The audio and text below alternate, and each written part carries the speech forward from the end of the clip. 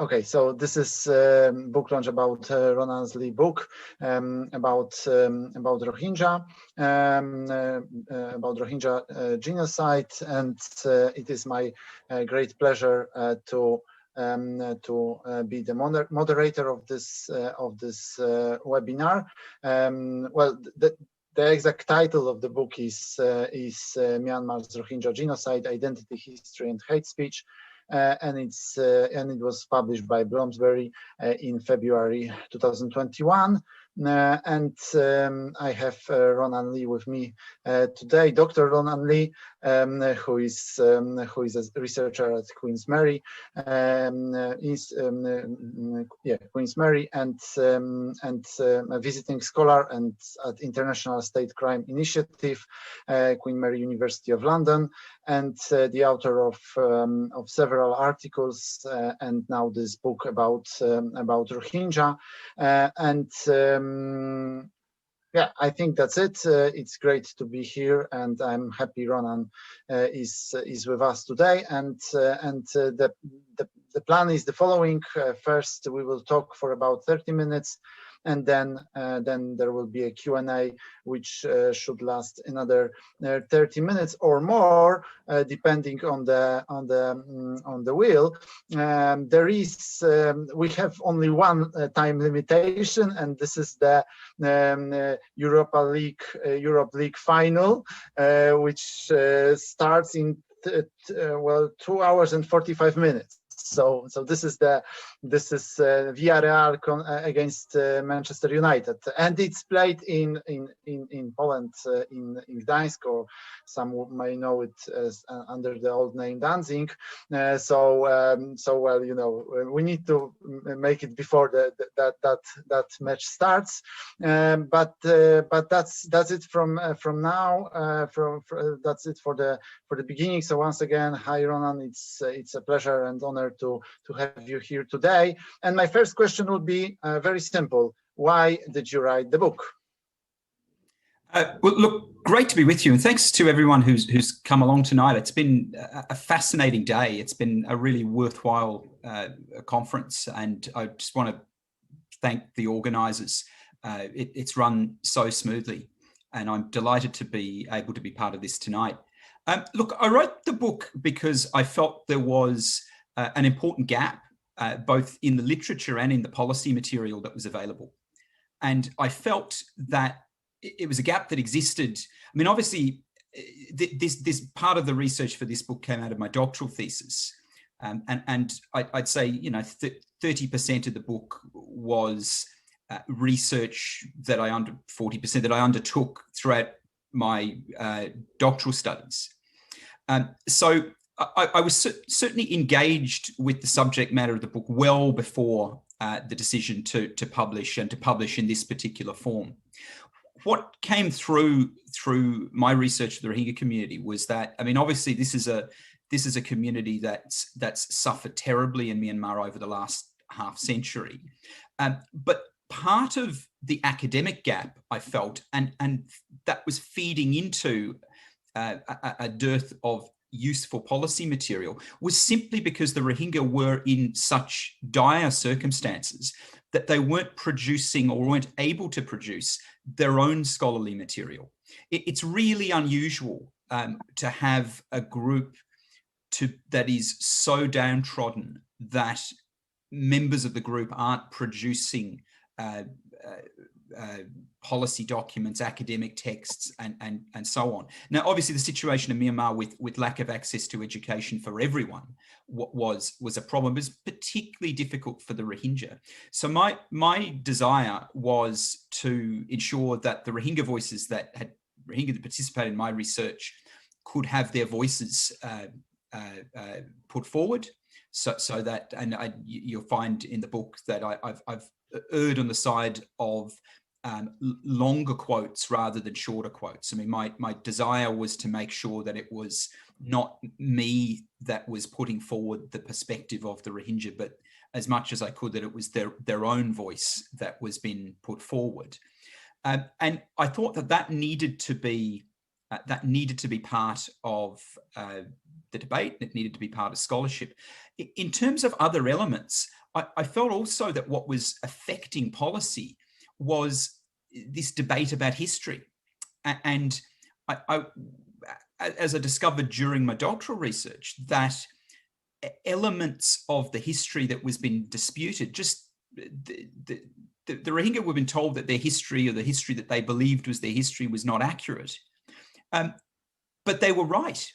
The point was that there was a much stronger claim, or much stronger evidence for Rohingya indigeneity in Myanmar than was been owned up to by figures within Myanmar, broadly speaking, through the policy community, some elements of academia who had very strong views about particular elements of Rohingya claims. And it was my archival research that actually uncovered things that sort of made me rethink my pre-existing views about what the strength of the Rohingya's claim might have been. I'm talking, of course, about the Rohingya often will talk about Francis Buchanan, who was a British East India Company employee, claimed to be the first or one of the earliest documentary mentions of the Rohingya name. And this was been dismissed as a single account.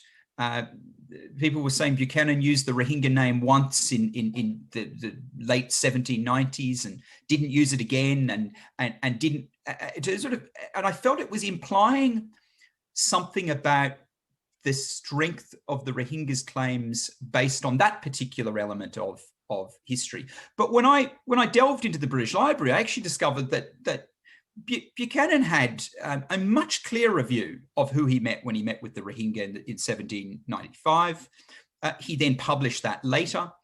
And for me, that called into question in a very serious way other elements of the campaign against the Rohingya and the Rohingya's claim, the Rohingya's historical claims. Because here we had an instance where a strong claim on the part of the Rohingya, what should have been taken as a strong claim by policymakers and by scholars and by, frankly, the government of Myanmar, was being dismissed unfairly.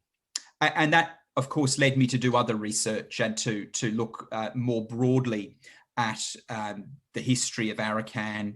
I mean, probably we won't go into too much of that today, but one of the claims that was coming up a lot was you'd start reading things and people would suggest that there was this unknowable history, that if you go back more than just a couple of hundred years, Arakan was in some way considered a complete backwater.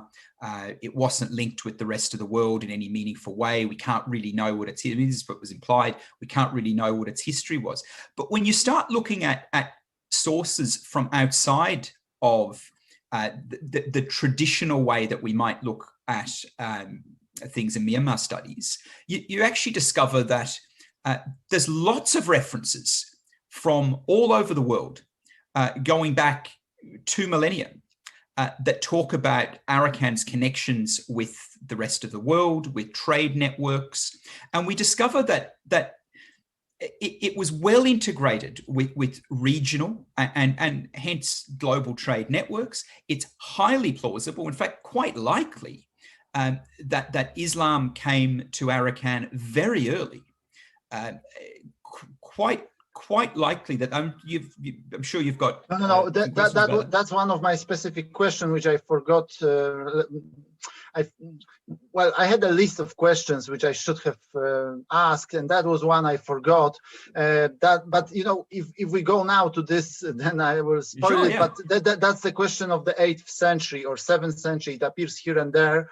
But from other scholars we know, or they present that the first evidence, strong evidence in sources, is that it's 14th century. While it doesn't change the overall meaning, I would well, yeah, I would like to know whether is there any strong evidence. I mean, not just probability, because probability is there, that's obvious, but like strong evidence that the Islam came to Arakan around 8th century, not 14th.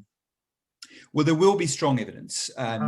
Increasingly, I mean, I think in terms of my work on the Rohingyas situation and their history, I'm one of what will be many going forward. I remember I was at a presentation, it's a couple of years ago now, by Professor Michael Charney, where he was describing that the way production of history works is that as people start to engage with the issues, we get a much clearer picture of what the history. Now, what I've done in the book is I've looked at obviously the trade networks that existed that linked Arakan with the rest of the world, the religious networks. I mean, it was on the highway from, or the route from China to Sri Lanka for Buddhist religious figures. It was well connected with the rest of the world, and there will in time be much more evidence that shows, you know, to a greater degree when Islam probably arrived. Now, the Rohingya say it was about the Rohingya sort of general view. It was in or around the 8th century or thereabouts. And I think that's a reasonable take on when Islam may well have come to Arakan, and probably did. The question, though, is not when some Muslims came to Arakan. The question is when many Muslims were in Arakan. And the situation is that I think from around the 8th century is when we start to reasonably expect that Islam is having a meaningful impact on the lives of people in Arakan, and obviously grew. Very little dispute, I think, now that Islam was well established by the 1400s. I don't think there's any dispute about that. So maybe the dispute is when between the 8th century and the 1400s, when Islam arrived. Now, the reason that people are obsessing about that is that there's strong evidence that the forebears of the ethnic Rakhine may well not have arrived in Arakan till about the 9th century. So there's this debate, which I don't think is helpful, but there is a debate where one side is trying to establish that it was there first, and the other's saying, no, we were there first, as though where people lived in the 9th century should have any bearing upon their contemporary access to human rights, because that's what this comes down to. And Myanmar, I think, has a really unhealthy relationship with history. It is. I mean, they're not alone in this. I mean, lots of places have unhealthy relationships with history. How it affects the sort of work that I'm involved in is that I can see very clearly that debates about history and myth is being used to justify shocking violations of human rights. Okay, thank you so much. Well, the plan is that I will start asking questions and then I will give Q&A, but I was planning to ask you a question which is somehow combined with the first Q&A question that just popped up. So I will just ask this jointly. Well, what I wanted to ask you in the first round of questions, because I intended this as 2 rounds. The first round would be general questions, and the other one would be more specific. But I want to ask, what kind of book is it? I mean, what kind of genre, if we can use this word? Is it academic? Is it popular, and so on? But then there is the question in the chat, which goes, may I ask, what is your methodology, your theoretical framework, your home science? What are your sources, your time frame? So if you don't mind, I would combine these 2 questions and please, if you could answer. Yeah, I mean, it's scholarly, so it's academic. It's written to be accessible.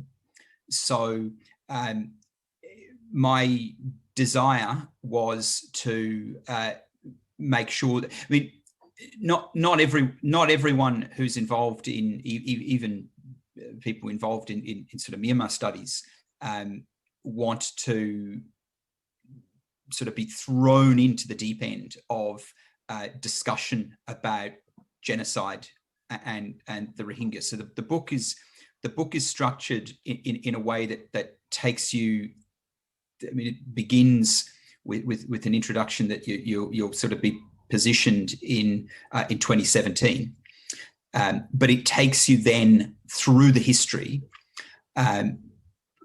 beginning, you know, ancient Arakan, and moves forward more or less chronologically, but it's thematic as well in many ways. It uses so my home my home discipline would be politics, or international relations, but it's, I think, probably better understood. I mean, yeah, it's within Myanmar studies. Depending on where you were, you might describe it as something that looks at international relations, because it does deal with that. I see it very much as a domestic politics contribution that looks at a situation in a particular country. It's looking at the Rohingya situation within Myanmar.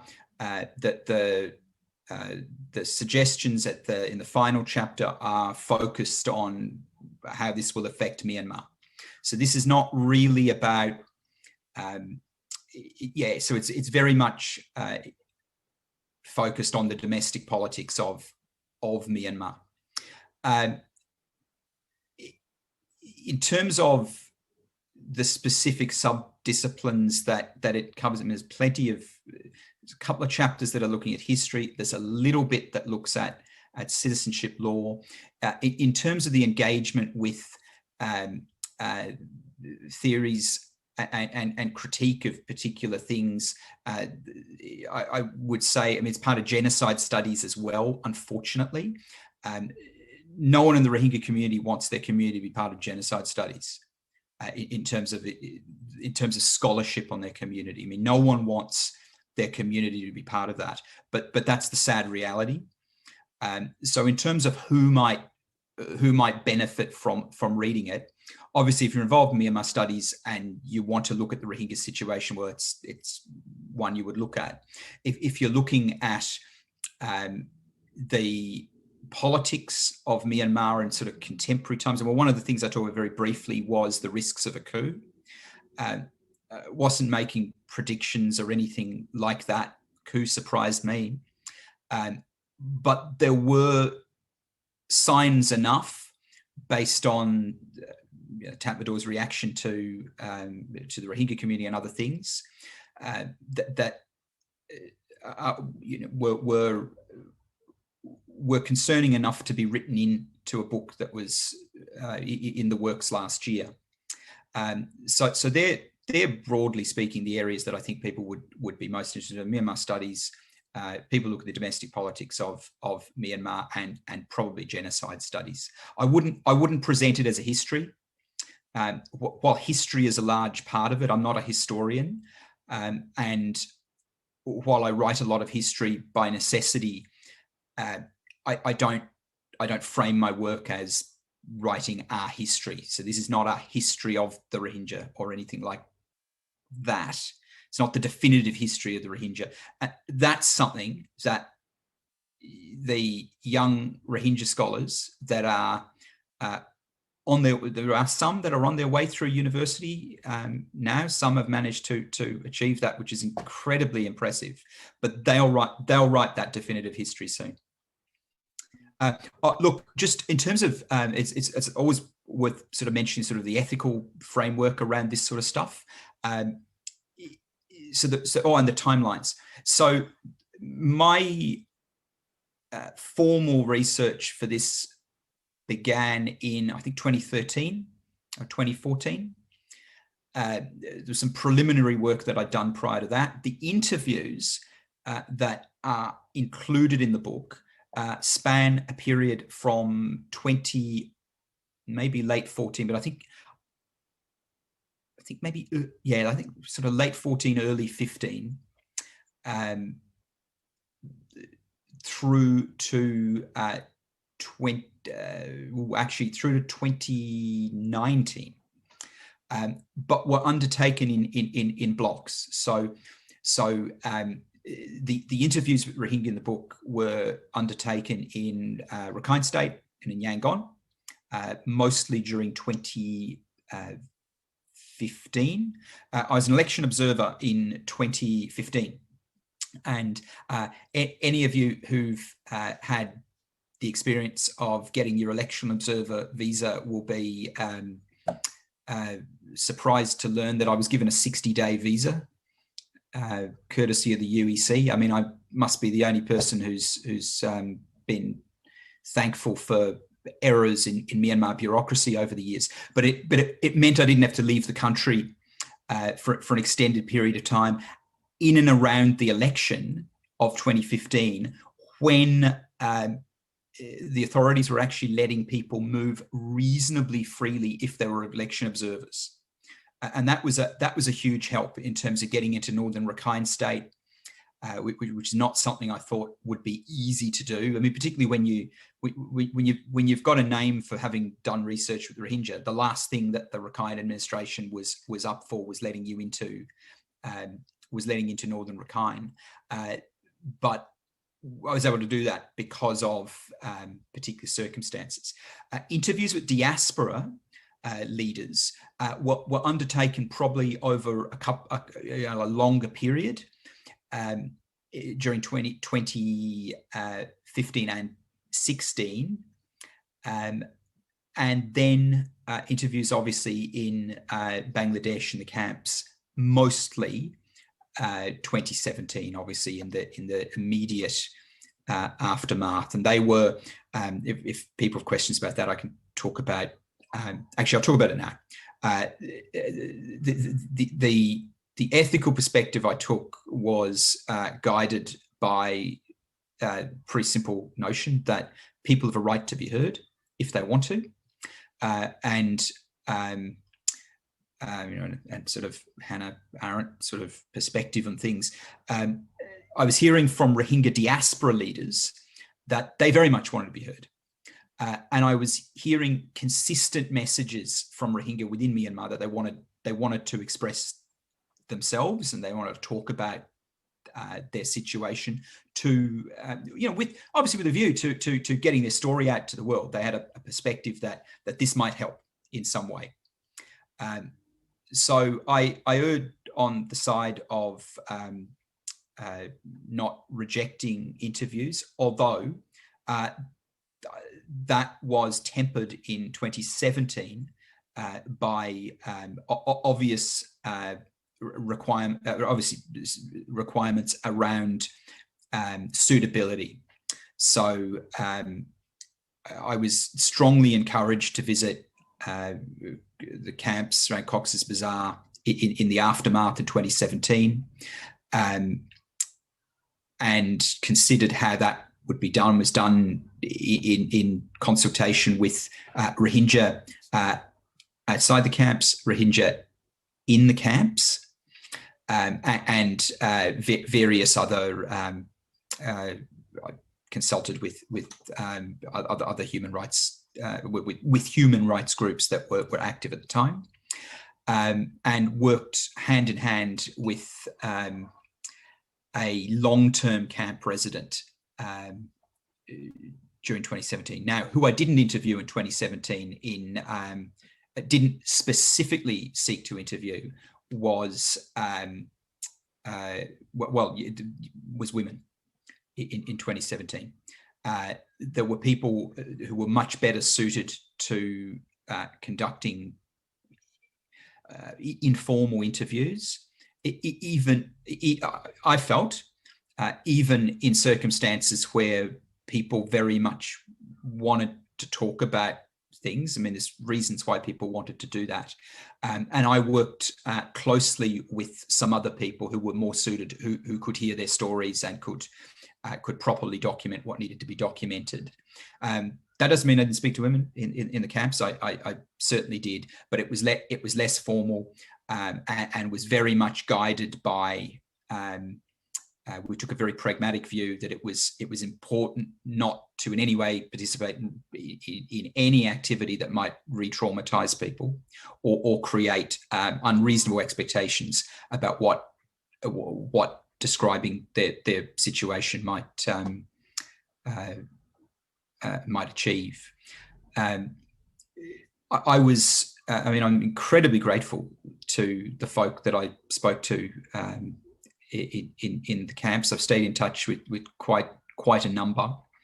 They're still there, obviously. I mean, they're not heading home anytime soon. The longer term camp residents, obviously, in 2017, some people, in their early 20s had been born there. They had a sense of how long you could be in this place, but the new arrivals, really, I think many of them just really didn't realise how protracted their displacement was likely to be. So ethics did play a big role in how the research could be undertaken. Would there be a different, does that mean that certain voices didn't get included in this research? Yes, obviously, the people you don't speak to, you don't include, but I made some considerable efforts to make sure that the perspectives of the people who I wasn't able to speak with for practical reasons have been included in the book. Okay, thanks a lot. Again, I will have to disturb the plan I had before, because I was hoping or planning to ask you several questions, specific questions, but they concern more the colonial period. And one of the questions I get in the Q&A, it's from Indre Balchaite, concerns a period much earlier. So I will try to stick to chronology and ask her question first, and then there will be my questions, and then there will be questions from others in the Q&A. So Dr. Indre asked, can people who lived in Arakan in the 9th century can be called Rohingya or any other modern ethnonym? So that's the question.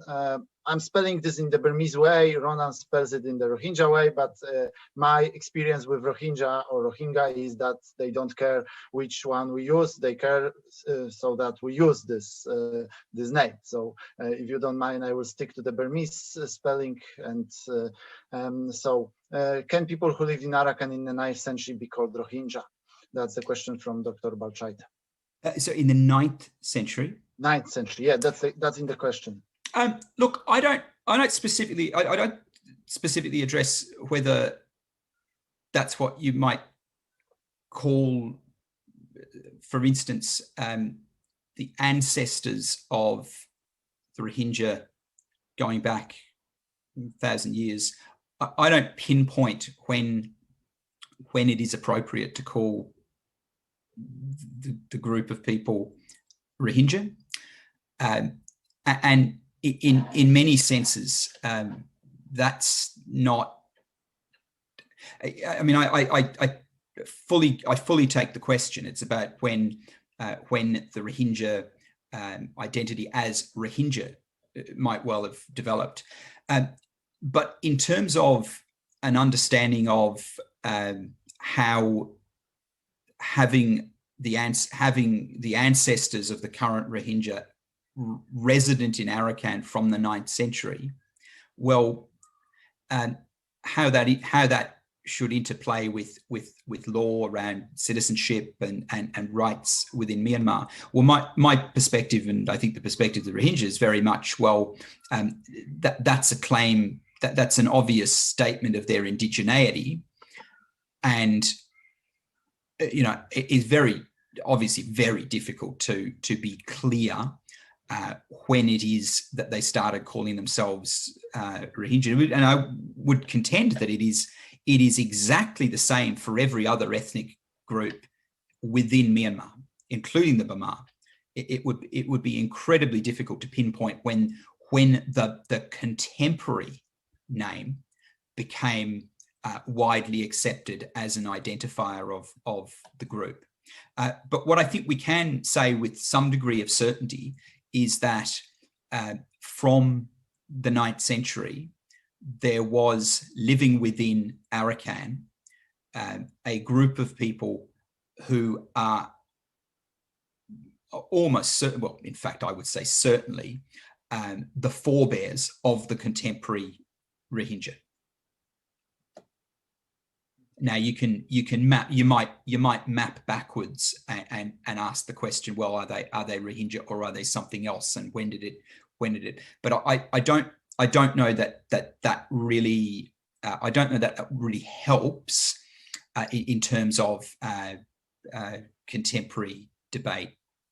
But in time, I would imagine as there's more scholarship on this, people will start to make strong assertions about when the Rohingya name started to be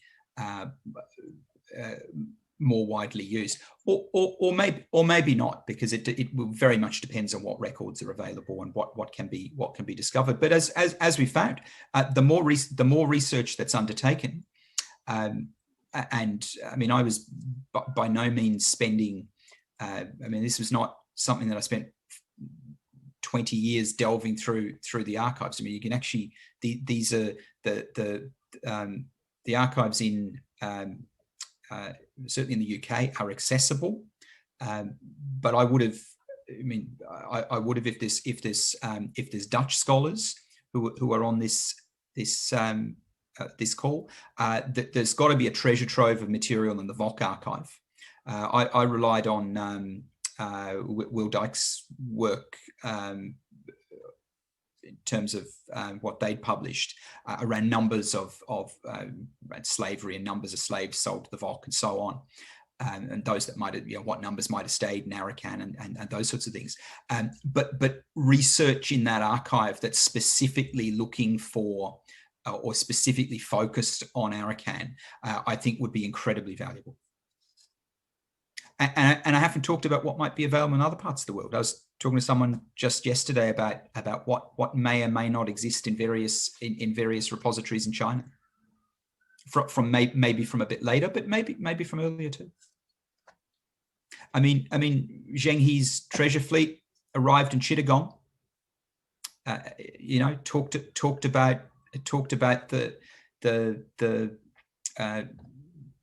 about a Muslim king. Talking about a Muslim king in Arakan and those sorts of things. So there's got to be a lot more material out there. We just haven't gotten into it yet, but we will. As time goes by, people will get right into that. Okay, before I ask the other three questions from Q&A, I will now ask mine questions, because these from Q&A, two are about geopolitics and one is about the role of Western historians, so maybe this will be in a moment.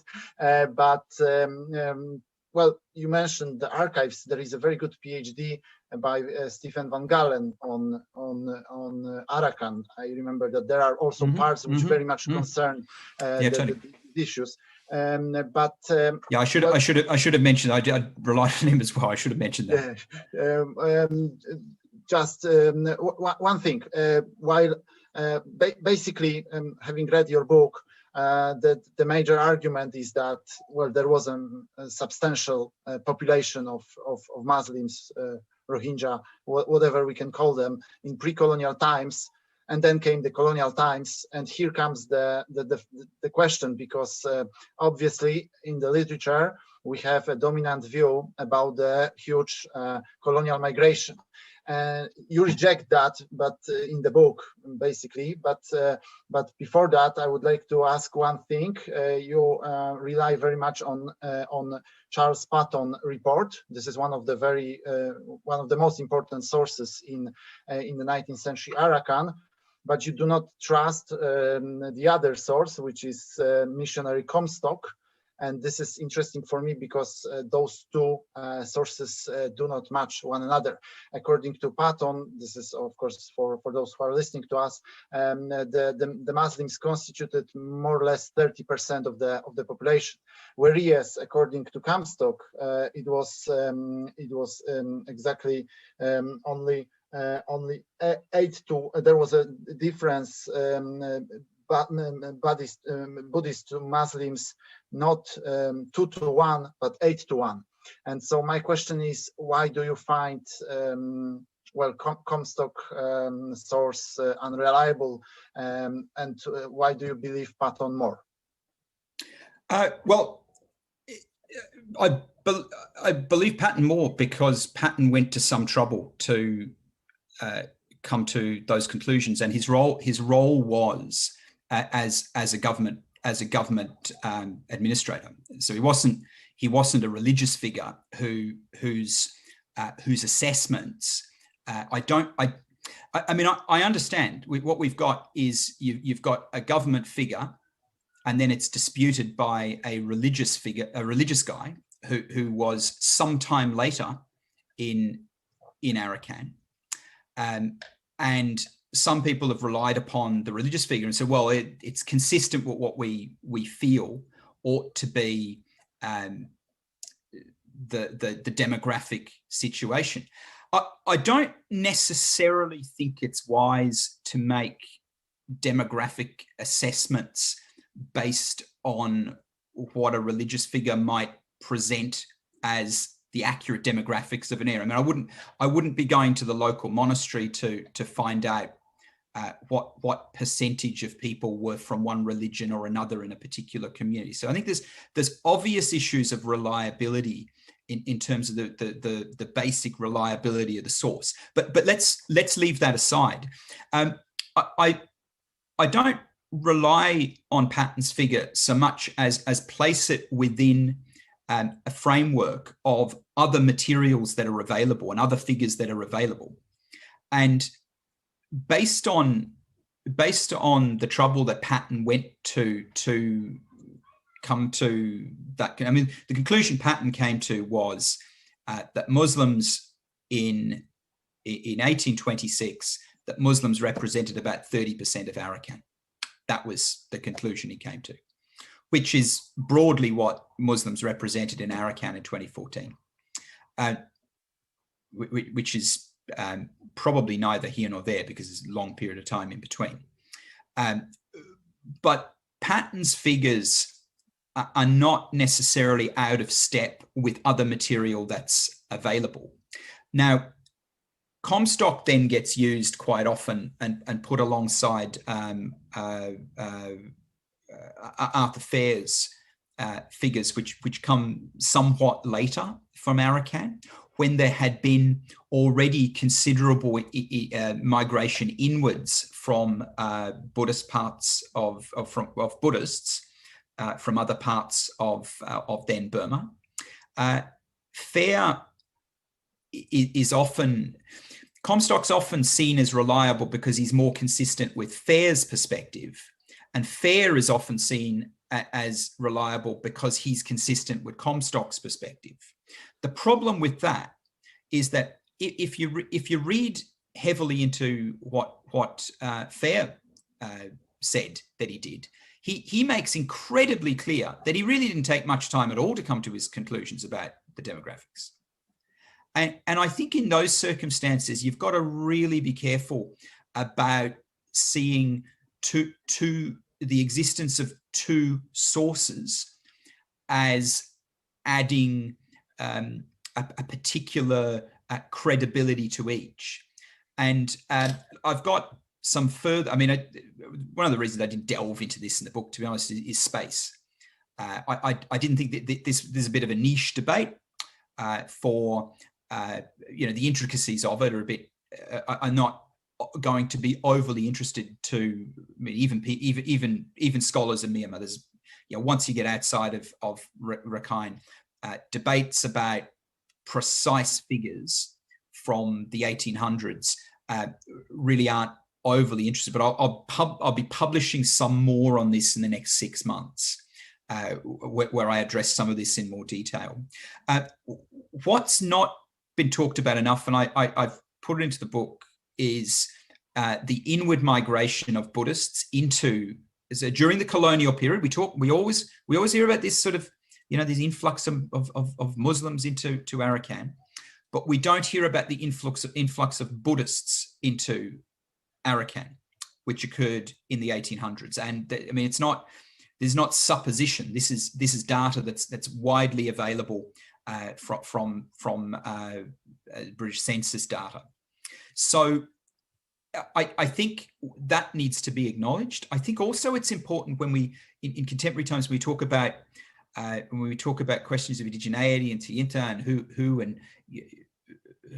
is that. It's important to understand the gendered nature, particularly of migration into Arakan, as during the colonial period. It was much more heavily skewed towards male migration than in other parts of Burma. I think one of the figures was about 6 to 1 in terms of the migrants coming in. Now, when you've got a citizenship system based on concepts of indigeneity, and it's the males, it's overwhelmingly males that are coming in, and the migrants are males, you're very quickly going to have a situation where the children obviously are indigenous, because they're one of their parents, and then so on will have been indigenous, and then over generations, obviously. So in terms of any significant inward migration that into Arakan during the colonial period, that would have created a group that we might consider not an indigenous group, but a different group of Muslims. I think the likelihood of that is slim, based on the data that's available,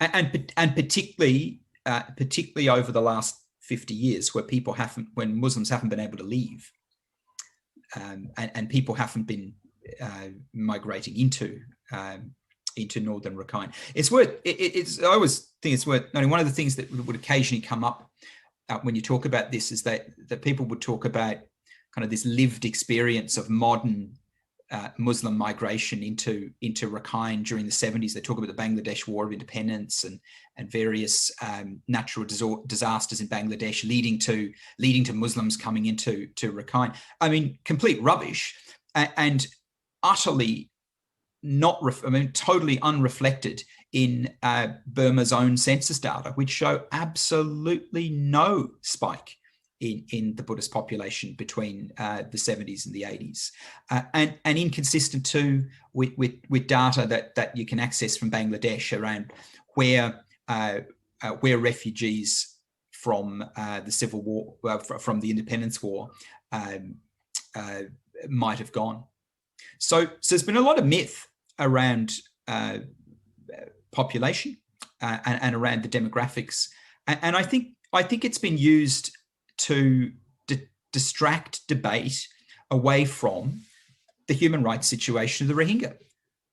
The bottom line is, I mean, the facts are that they are indigenous as far as can be said. I mean, people are welcome to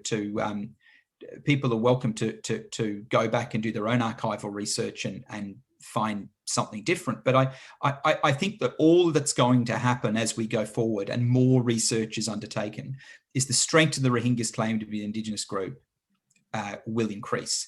Now, why that should have any bearing upon people's access to citizenship in contemporary times or access to human rights, I mean, it shouldn't. But I think that the muddying of this debate has served to undermine the Rohingyas' claim to citizenship and has served to undermine their claim to access their human rights. And that's been unhelpful for the Rohingya as a group. And I think it's becoming increasingly difficult for people to maintain the pretense now that the Rohingya don't have an incredibly strong, well, just as strong a claim to be seen as indigenous as any other group in Myanmar. If indigeneity is the yardstick, they meet the criteria. Okay, as for the myth of post-colonial migration, I think this is the second most popular myth throughout Asia. The first one is the apparent Chinese migration to Russian Far East. It works exactly the same. There is very little proof of that, but people believe in that anyway. So you cannot do much with that. It's like the belief has become a reality and is functioning. I would like one more question to the colonial period, and then I will read the questions from Q&A. If I have time, I would ask some of my questions more, but according to colonial censuses, these censuses had very specific categories, and we all know the discussion of categories, but these categories changed in time. That's also problematic, but the British started classifying the Muslims in Arakan as two separate groups. One was called the Arakanese Muslims, and the other one was Chittagonians. And according to the censuses, in the 20s, there was the number of Arakanese Muslims was roughly 28,000, whereas the number of Chittagonians was 187,000. And a decade later, that changed into 51,000 Arakanese Muslims and 243 Chittagonians. And there are roughly in the literature two views. The first one came from Moshe Yegar, and he said that the newly arrivals integrated into the society, which he calls Rohingya. And the other one comes from Jacques Leider, who says that it was the other way around. I mean, the newly arrival, they swamped the elder group. And so my question is, you mention it a little bit in the book, but not that much. And I would say, why do you don't find it that interesting to deal with? And what's your position on that? And how would you comment on these two major standpoints in the literature? Yeah, I didn't address it because it's something that will come up. I'll be integrating some of that in some future publications. My problem with that debate is that it's entirely based on taking the British census data as an accurate reflection of what was the situation on the ground. I mean, as you probably could tell from the book, I've been quite critical of the way the British undertook census work in Burma and in India. Herbert Risley, who was the head of the census from I think 1901 or thereabouts, was without question a racist. I mean, he was actually proudly a racist. He was a scientific racist. He was one of those chaps who would measure your skull and your eyes and your nose and your chin and to determine what you were or who you should be. So I was reluctant to get into that debate for the simple reason that I'm really skeptical about the reliability of the categorization that was put in place by Risley. That was my concern, and I didn't feel that it was necessary to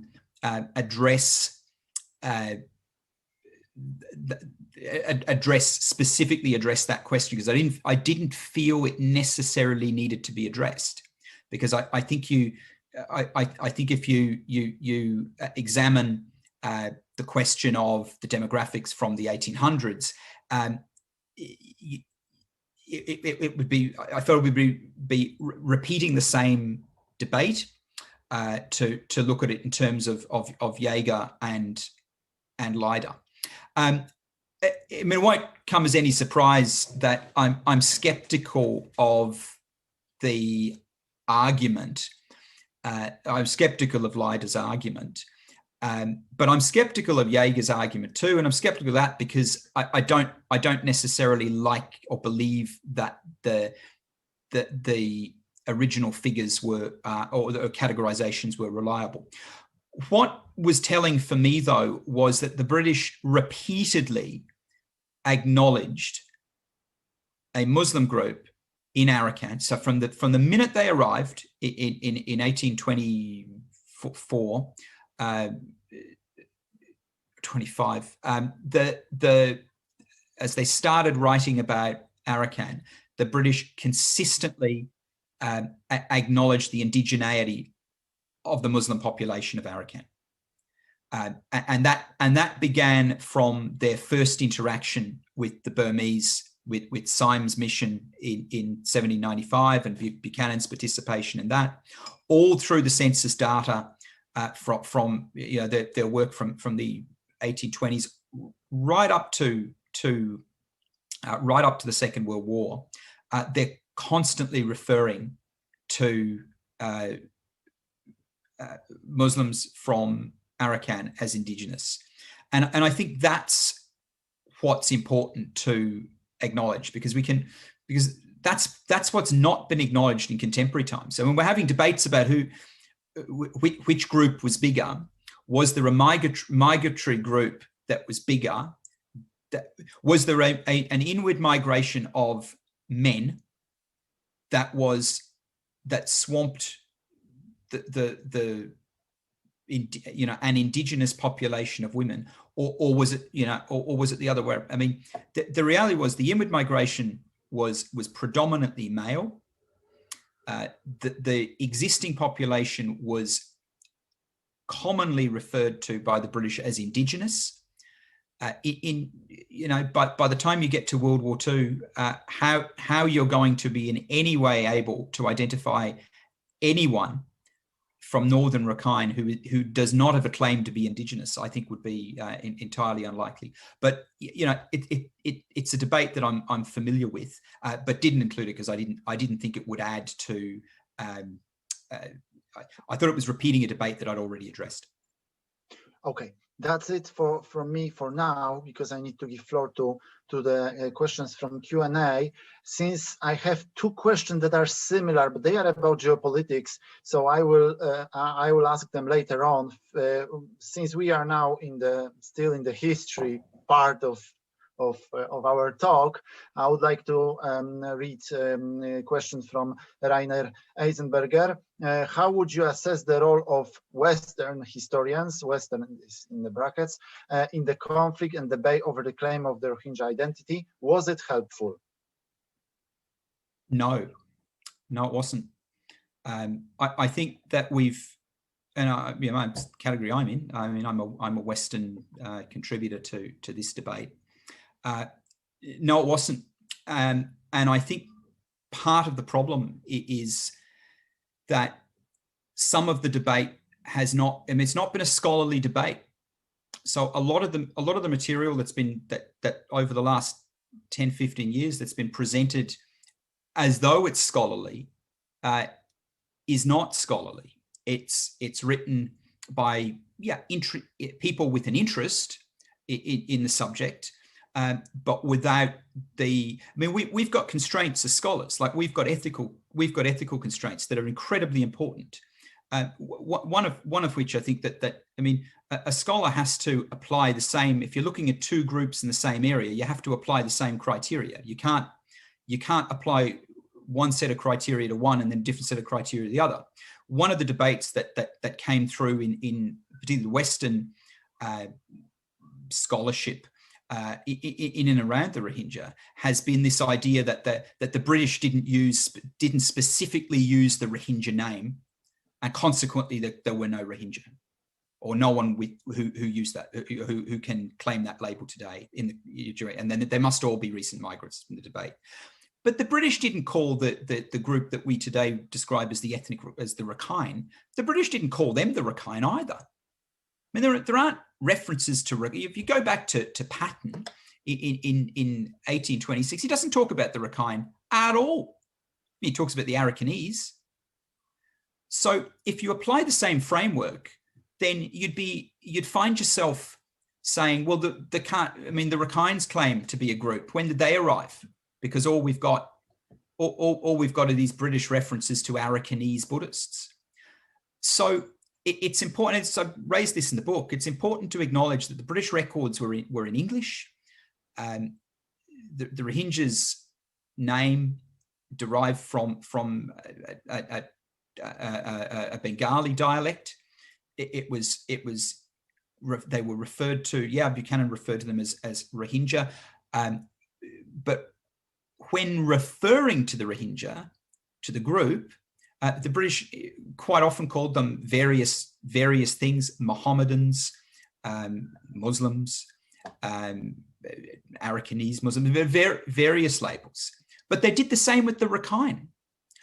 But in contemporary Western kind of scholarly debates about this, people allow that to be floated about the Rohingya, but not about the Rakhine. You can't have it both. I mean, you can't have it both ways. So that has been unhelpful because it has, in the eyes of policymakers, it has strengthened. It's contributed to this situation where policymakers believe quite often that the Rakhine's claim is cast iron, and the Rohingya's claim is a bit iffy. And then you take them through the history, and people start to realize. But that has been really unhelpful. And I think what's been unhelpful too is when we think we're dealing with scholars and we're not, and that's been a problem in this debate. Because I mean, for me, I've got an obligation when the evidence is there that doesn't meet with what I've wanted or hoped. And as you see some elements of the book where people have said things that you think, it's unfortunate. That's not quite what I really hope they'd say or think this. You've got to put it in. I mean, I've addressed some really uncomfortable things in the book too. Within the Rohingya community, but decent scholarship requires you to actually acknowledge that. But no, I don't think the recent debate's been useful, and it hasn't been useful because it's served to steer the debate away from human rights, and we're not talking about. I mean, it's left policymakers not talking about the rights of a disenfranchised group, badly mistreated. They've endured genocide, various other crimes against humanity, a litany of other atrocity crimes, and yet people think it's more important to debate whether or not they have a right to be within the citizenship framework. Well, we should start from the premise of let's give them their rights first, and then we can debate things later on. But no, I think the specific niche debate around Rohingya and history hasn't been helpful. Okay, now we have 3 questions from Taufik Farouk.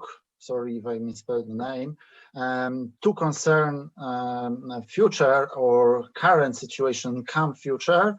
1 concerns the past, but the one about the past is so specific that I may ask it later on. So those 2 that concern the current situation. The first one goes the following: what is the political future of Myanmar and how will it affect the Rohingyas in Rakhine and the refugees in Bangladesh? Do you think the military will repatriate the Rohingyas to Myanmar like it did in the late 70s and 90s? And the other question from this person is that surprisingly the junta has been successful in undermining international pressure on democratization and human rights related issues. In such a context, please also assess the role of powerful regional actors like India, China, and Japan in the future of Myanmar's political economy.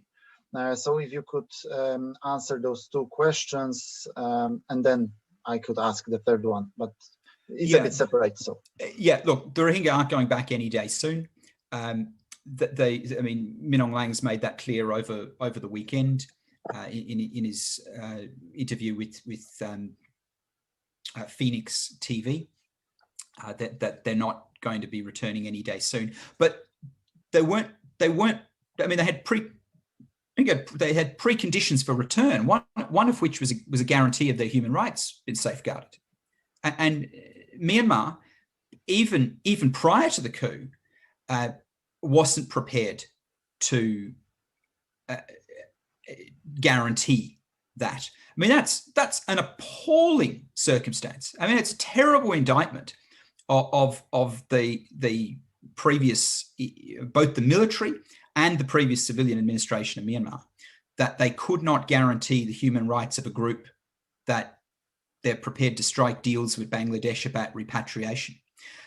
So no, they're not going back any day soon. The military will use whatever language they feel they need to use in and around the Rohingya, but they've got no problem with Bangladesh having to house 1 million Myanmar nationals. There's some acknowledgement by Bangladesh, I think, even they don't say it publicly, but the fact is that they've started moving Rohingya to Bhasan Char Island. That is an acknowledgement that the displacement will be protracted. You know, in an ideal world, the coup gets defeated. Will the Rohingya return? Well, that's really going to come down to political will. If the new post-coup government is just a return of the NLD, then no, because the racists will still be there. The old timers will still be there, but that won't just be a problem for the Rohingya. That'll be a problem for other ethnic minorities as well. The Rohingya, in many ways, have represented a kind of a warning to other ethnic groups within Myanmar that your circumstances, if you don't row in with what the central authorities want, that your circumstances can always be worse. That you mightn't like the hierarchy with the Bamar at the top and the Rohingya at the bottom or external to it, but at least you might know where you are in the hierarchy, and you're not at the bottom. And the mistreatment of the Rohingya serves as a warning to other groups. Because, you know, there will be many leaders among other groups in Myanmar who will know that Rohingya were part of the Myanmar parliament in the 50s, were part of society. They will know that. And they will also understand that denying people access to human rights, burning their houses and raping children, is not a thing that you should be doing. It's not a thing that should be allowed to happen in your society. But there'll be a fear that circumstances, or there has been a fear that circumstances could always be worse. So it'll come down to political will.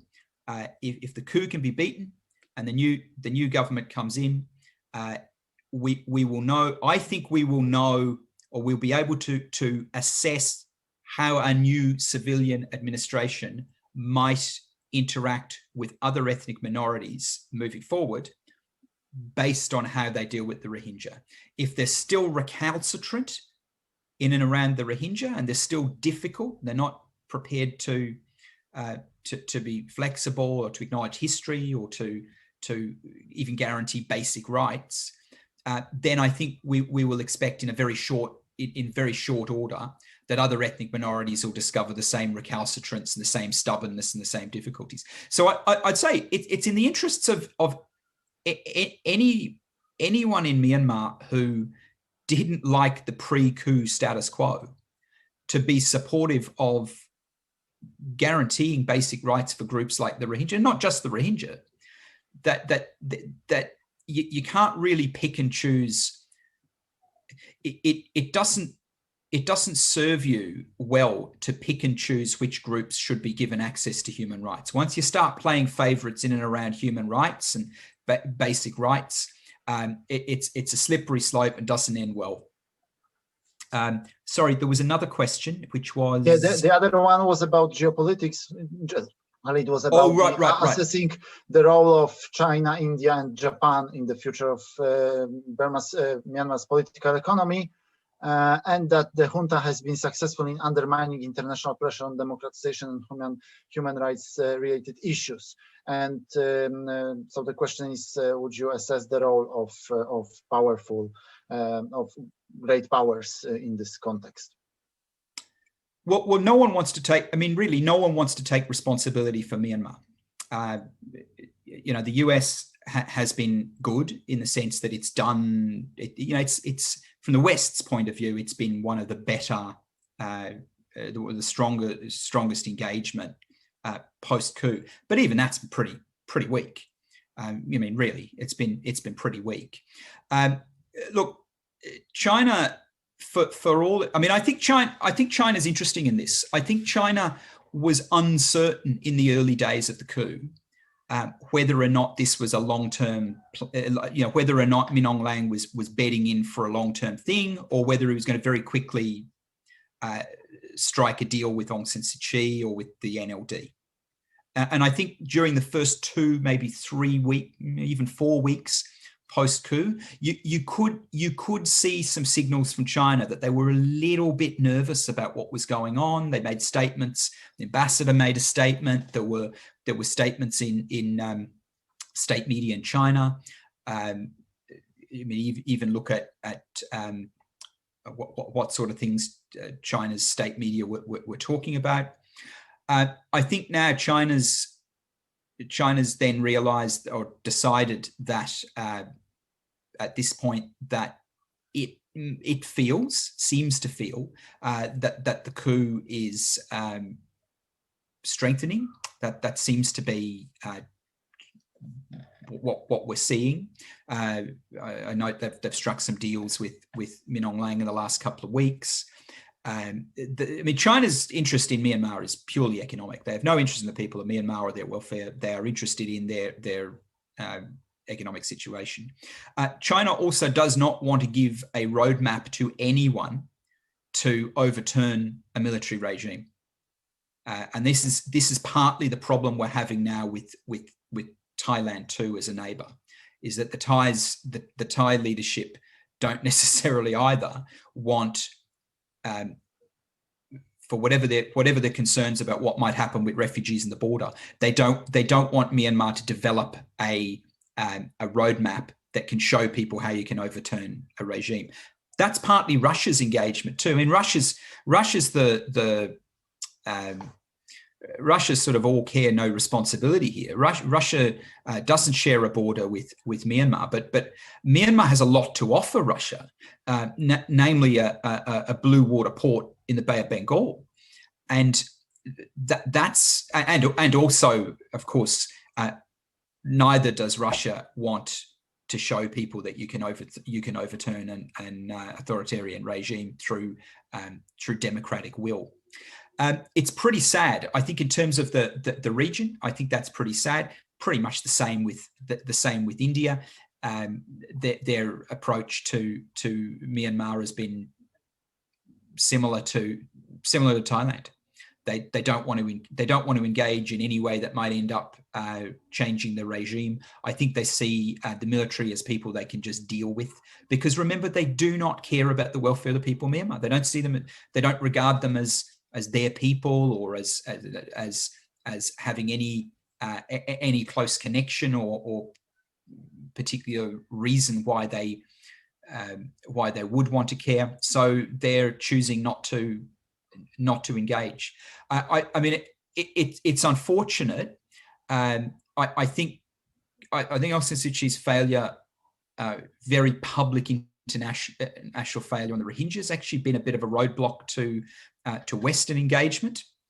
I think had she taken a different view from 2017 and before, I think it's possible that there would have been a sense that the coup or the military were punishing her for her strong stand on human rights and so on, and that certainly would have played better in the West. Whether it would have led to any stronger engagement, I'm not sure. I mean, there was no engagement when 800,000 Rohingya were pushed across the border in 2017.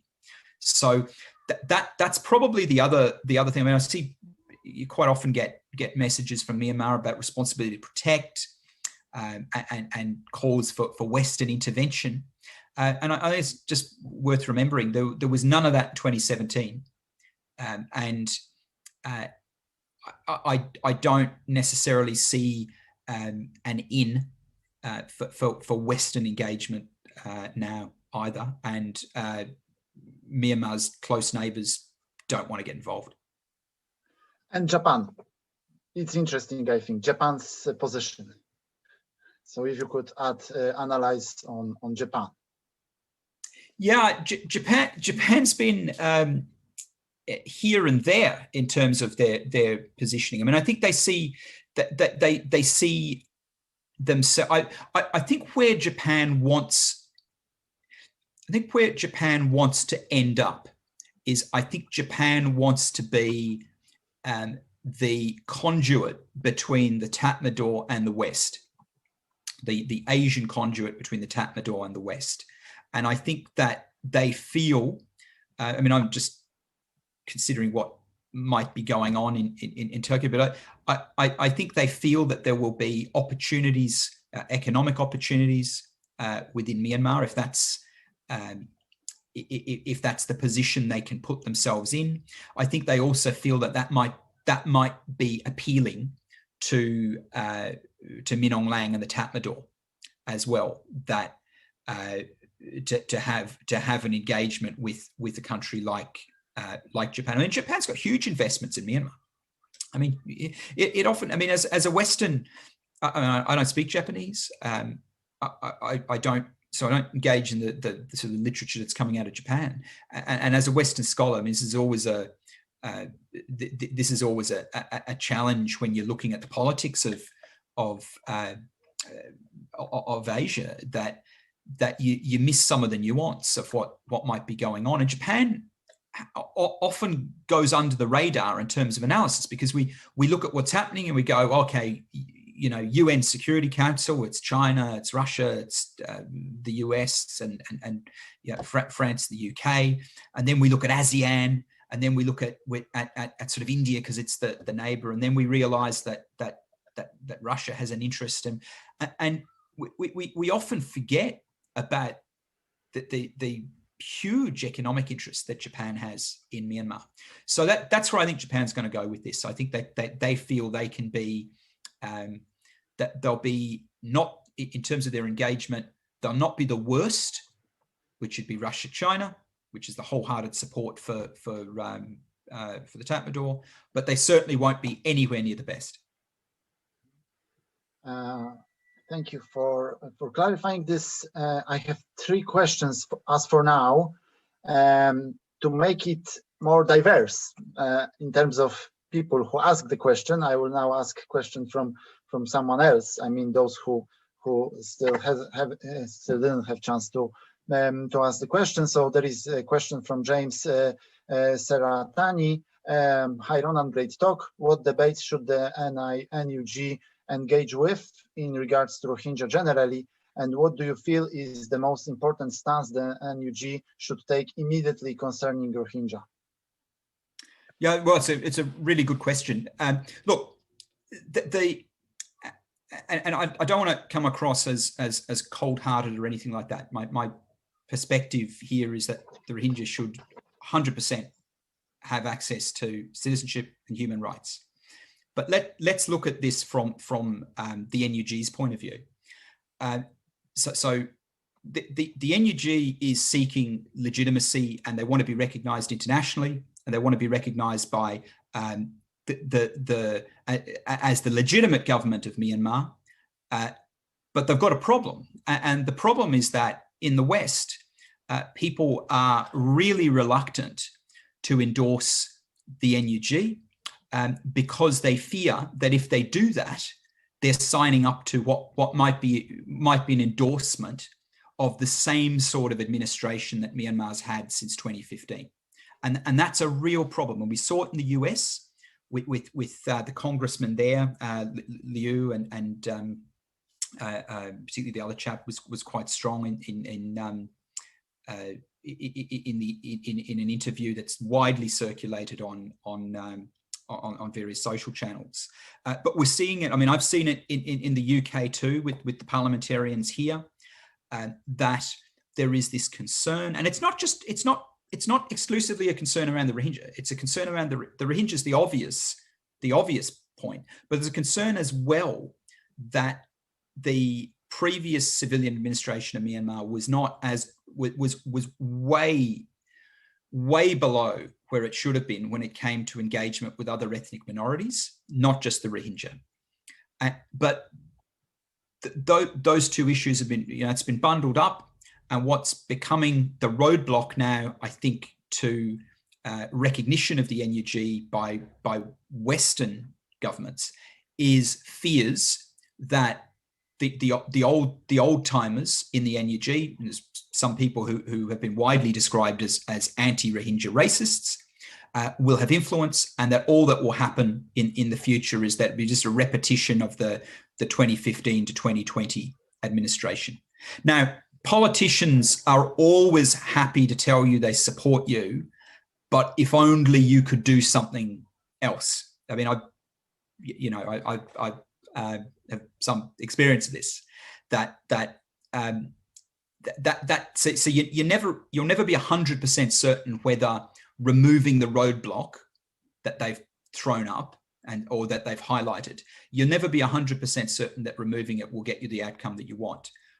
But you can be 100% certain that not removing the roadblock will stop you getting the outcome that you want. So where that leaves us is that a significant roadblock to the NUG being recognised or having a shot at being recognised by Western governments as the legitimate administration of Myanmar is its attitude or perceived attitude towards the Rohingya. So what should they do? Well, they need to address that. And they need to address it by acknowledging the legitimacy of the Rohingyas' claim to citizenship in Myanmar and their claim to rights. It's as simple as that. And you can't. The sort of advice you'd give, if I was sort of writing a political advice paper for the NUG, I'd say you can't spin your way out of a significant policy problem. When people's problem with you is, when people's problem with a politician is that they just don't like them because they don't like how they look or they dress, or they don't like the feeling, you can spin your way around that. You can address those things. But when it's a fundamental policy problem, you can't spin your way out of that. You've got to address the policy. And the difficulty here for the NUG is that they're not addressing the policy. The policy is that politicians want to hear, Western politicians in particular, want to hear that if the NUG is in office tomorrow in Myanmar, that the Rohingyas' rights will be recognised and that the Rohingya will be safe to return to Myanmar with their rights. And if they're not hearing that, then all that they're going to say to the NUG is, well, look, we think you're better than the other guys because we hate the other guys. But they've condemned the other guys. They've condemned the Tatmadaw. They've condemned Min Aung Hlaing. But if you're not addressing issues around the Rohingya, you're not good enough to get an endorsement. And that's something the NUG needs to urgently address. And what I would caution the NUG against doing is trying to spin their way out of it. Because if their next big statement that they think is going to address this is seen as just spin, then I think that's almost worse than not addressing it. Obvious question is why is there no Rohingya minister in the NUG? I mean, if the NUG believes that Rohingya have a legitimate role in the future of Myanmar, why don't they have a ministry? Why is there not a Rohingya who has been included in the National Unity Government? The Unity Government. And the only answer the West the Western politicians are going to come to is they're going to say, well, because the unity government wants unity that doesn't include the Rohingya. Okay. The two remaining questions I have, one concerns Chittagong and the other one concerns methodology again. So before I ask those two questions, I will just cut the queue and ask one question, because I think this is a good moment to ask it. I have a feeling, but this is just a feeling because I'm not in Myanmar now, and obviously I'm out of touch with the reality. Talks will never replace being there. But do you think that there is, or there has been, a change of heart towards the Rohingya in the Burmese society or the Myanmar society? That previously, before the coup, there was hatred. They strongly detested the Rohingya. But after the coup, during the demonstrations, the Rohingya started to appear in public. There were slogans. And do you think that something is changing now? And how stable that might be? Yeah, something's definitely changing. Look, something that I think that I've sort of been banging on about for a little while is just that the basic demographics of Myanmar. It's a really young place that, when you consider, I think it's 70% weren't born in 1988. 70% of the country weren't alive in 1988. So I know we've had all these narratives around sort of how popular the NLD is and Aung San Suu Kyi and all those sorts of things. But, that's not necessarily people who've come through the political process with her. There's far more people who haven't in Myanmar. And I think it's no surprise that the voices that are most anti-rights for the Rohingya are the older voices in bodies like the NUG. It's the old timers. Now, this is not an exclusive. This is not going to be universal or anything like that. I fully understand that's not how these things go. But I think there is a political opening, and this is the first time really that you could discuss you could discuss issues about the Rohingya in and around mainstream Myanmar politics, and it was not completely problematized as the Rohingya are the problem, and what are we going to do about the problematic Rohingya was sort of, it's this thing, it's over there, it's not to be dealt with. So there are elements of the society that are prepared to engage. Now they're unlikely, the people who've come to the conclusion that turns out the Rohingya were telling the truth the whole time. I mean, that's the narrative really for some, is that there's this realization that in actual fact, the Rohingya weren't lying. The Tatmadaw are brutal murderers, and the Rohingya might have been telling the truth. So for that group of people, they're unlikely to immediately snap back. But there's a lot of people in Myanmar who have no interest in, whose focus is on their own issues. And I mean, this is not, this is politics the world over, really. People might care a little bit about other people, but primarily people's concern is their community, themselves, their family, their community, the demographic group they find themselves in, the area they find themselves in. Yeah, they'll care about others too, to an extent, but really they'll vote a little bit more selfishly. So there's a lot of work to be done, is where I think things are.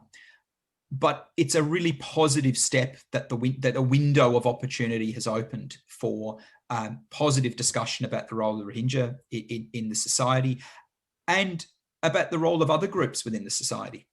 I mean, the Rohingya is one of the groups that's been, badly mistreated. But there's lots of other demographic groups in Myanmar who've found themselves, the LGBT community obviously is one obvious one that has been much more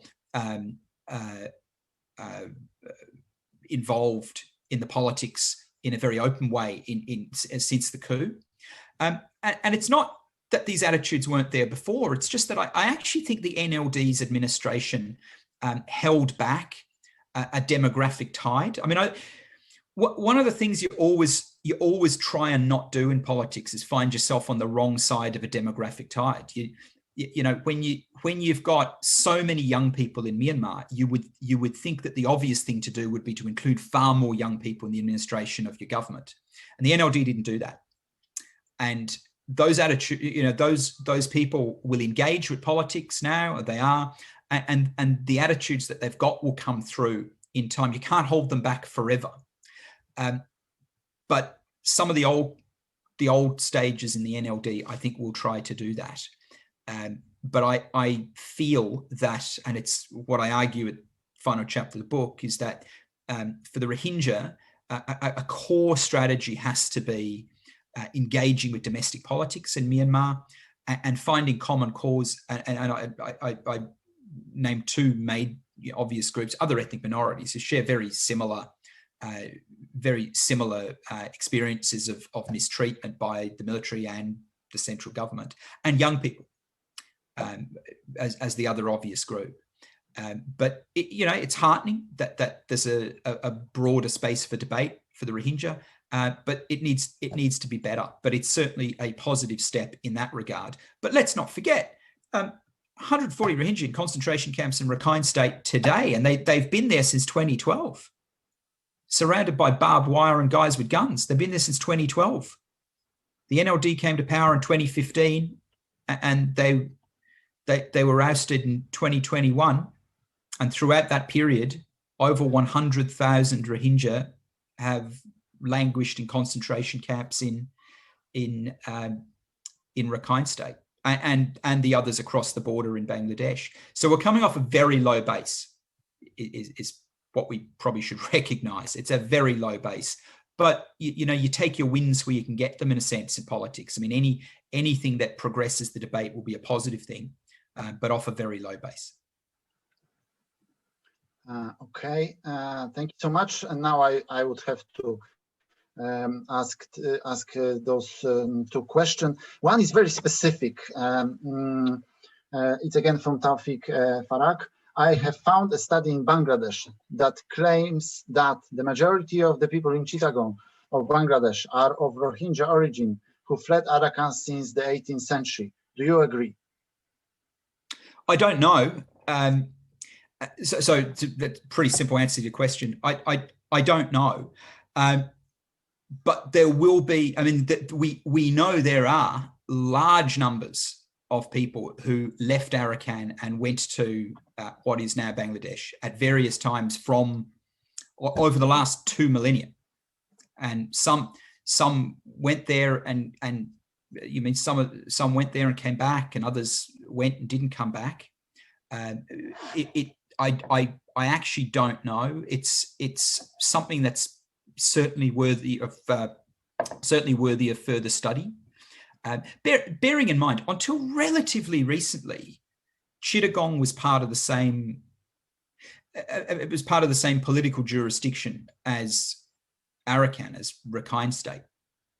I mean, really, until 1666, they were part of the same political jurisdiction. So it makes perfect sense that would be, big numbers of people from Arakan who've ended up in Chittagong. Something that there is debate about is what was the pre-invasion population of Arakan. I don't mean the British invasion. I mean the Burmese invasion in 1784. So what was the population of Arakan in 1784? Now, Patton, as we talked about, said, well, in 1826 it was 100,000. But if you look at some of the work that's floating around, I mean, I think even Jacques Leither suggests that it might have been that the pre-1784 population could have been, I think he makes it double that, could have been 200,000. I think Professor Michael Charney puts it a bit lower. I mean, these are estimates, but they didn't all rush back to Arakan. many of them will have stayed in what is today Bangladesh. I mean, there's a border zone. To be honest, the border that exists today is the unusual border. The far more usual border in that region is the Arakan-Yoma mountain range. I mean, if we took a broader reach of history and said, what's the normal border of, what is one of the normal borders in Arakan? We draw the line through the mountain range. We wouldn't draw the line up the Naf River. Okay, thanks a lot. Since we've been talking for 1.5 hours now, and since the match is approaching, and since people are dropping, I will ask the last question from Cordula Manhoff. This is the person who asked the first question, by the way. Sorry for not reading the name, because in the chat sometimes it's covered, but it's a reply in a way to your reply, Ronan, to the first question about methodology and theoretical framework and so on. So the question goes, so it is very interesting, thank you. Summarizing, what are your new findings filling the aforementioned gaps? And I think this is a very good question, by the way. Yeah, no, it's a great question. Look, my strong finding, aside from new archival things that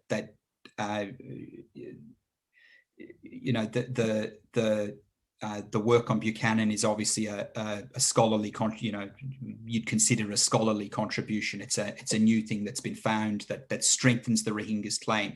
But my new finding is that their claim to be indigenous is incredibly strong, and they should be described, I think, with little question as an indigenous group, and they should be described as an indigenous group that has been known as Rohingya clearly from the 1700s, and that's